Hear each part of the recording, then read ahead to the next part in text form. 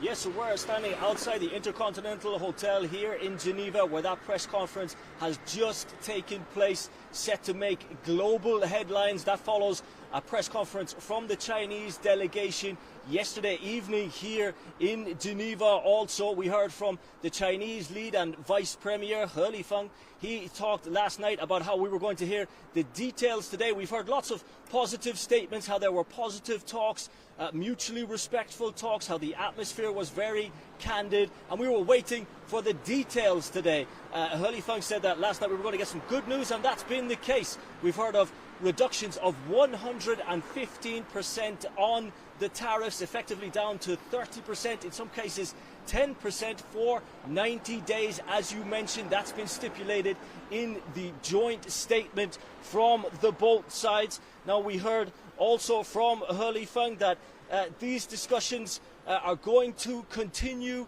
over the next 90 days. Potentially they will alternate between China and the United States, or in a third party country like they held them here in Switzerland, neutral territory. He Lifeng will continue to be the lead person in those negotiations, in those discussions for China, and on the American side that will continue to be U.S. Trade Secretary Scott Bessent. So we heard a lot from them today. They took questions from reporters. We heard a very interesting question from Jameson Greer. He talked about how a relationship was built over a couple of days that would usually take a few months or even years. So very positive news coming out of here. We've heard how channels are open, a mechanism has been created to avoid unfortunate escalations like the one we've already seen. There was a very interesting question at the press conference. The question was, why didn't the United States start at this point? Why didn't we start from these discussions and negotiations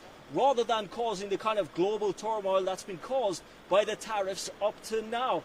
They rejected that. They said that this was a necessary step. But positive news from Geneva today.